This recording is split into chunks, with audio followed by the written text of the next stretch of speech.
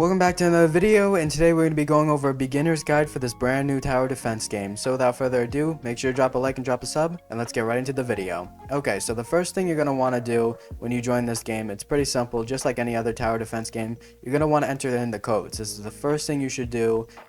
You just look up the codes, they should be online. So this should give you about 4,100 gems and some good old shards here. So this is exactly what you should get if you enter every code in this game. So when you do that, the next thing, I'm going to explain story and all the other stuff, but the next thing you're going to want to do is you're going to want to summon. So let's go over to that really quickly. It's over here, and we will explain challenge, rift, and prestiging and everything like that. So if you go over to the summon over here, it costs 1,000 for 10 summons, and this is just what's on the shop currently. And the chances are 0.4 for mythic, and for white mustache is 50%, and all the commons and legendaries, and you can take a quick look here. So pretty decent chances. So you want to summon about, I would say, use about 2,000 gems and get a couple good units. Once you have a couple good units, what you're going to do is you're going to want to go to story. So party and all this other stuff, just ignore this. This isn't in the game yet. This is why this is taped up. So if you're confused by that, just I was a little confused by that as well when I first joined. That is currently not in the game. So the only stuff that is kind of really in the game right now is story and infinite and stuff like that. So what you're going to want to do is you're going to want to go in and you're going to do the first stage here, which is hidden village. Now there are currently 4 stages in the game. I can't really read all of these, but there are currently 4 in the game. And there's only 3 stages, so you'll probably be able to go through story mode pretty quickly. So you might be wondering, what are these one-time rewards? The legendary rift orb and the okay, it's not highlighting that, and the crystal hex. Now we're gonna explain these, but definitely make sure you get these because these are one-time rewards, and this stuff really just upgrades your characters. So that is what you're gonna want to do. So first, complete story mode. That's the first thing I recommend you doing, and get all the one-time rewards. And then the next thing you're going to want to do, and the next thing we're going to explain is going to be the quests. Now the quests are a little interesting in this game. So every pretty much, if you summon 3 times, you get 200, and you can increase this bar to get 100 gems, and it kind of just increases from there. So this is just a little thing to get extra gems, and these aren't here yet, the infinite ones. So you might be wondering, what about all this other stuff here? The challenge rift, the artificial rift. So I'm going to quickly explain this. The challenge rift basically is kind of like, if you ever played All-Star Tower Defense before, these are basically just floors. Now if you complete one of them, you can get good rewards like 250 gems and some stuff over here.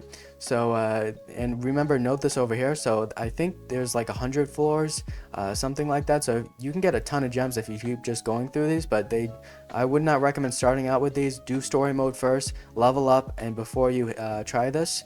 And that's what challenge rifts are. Now what artificial rifts are is basically, this is how you get artifacts, and we will explain that a little bit later. But let's go on to something over here, and this is going to be artifact upgrade. Now you have to click, and once you have an artifact, you can upgrade that, and the artifact shop is not here yet. Now one other thing I see a lot of people questioning is the prestiging, and basically how do I forgot the exact name of it, but if you go through this door, unit ascension and unit prestiging. So basically if a unit has it, you can pretty much ascend a unit. Like Whitebeard, you can ascend to a next level, and you need, I think, 2 mythics or legendaries.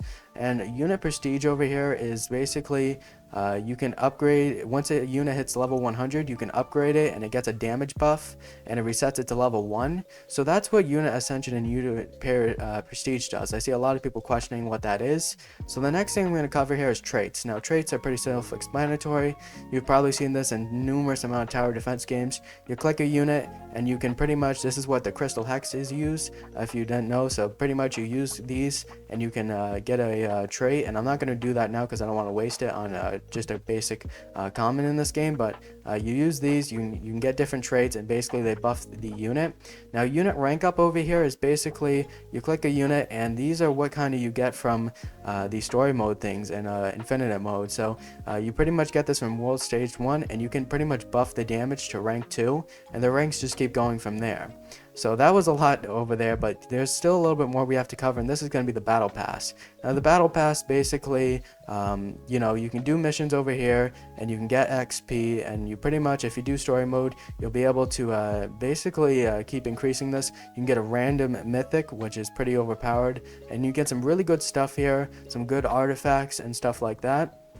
So that is going to be pretty much the entire, proud transfer, I forgot this over here. You can pretty much select a unit to level up another one, and I think that is everything, if I'm not mistaken. We covered that over there, over there, over there, and story mode, and I'm pretty sure that's everything. Inventory is pretty self-explanatory. Shop, I wouldn't really recommend getting anything in there. Collection, and these not found, you pretty much have to just summon. So that is going to be the entire thing, and of course these gems are used for the shop.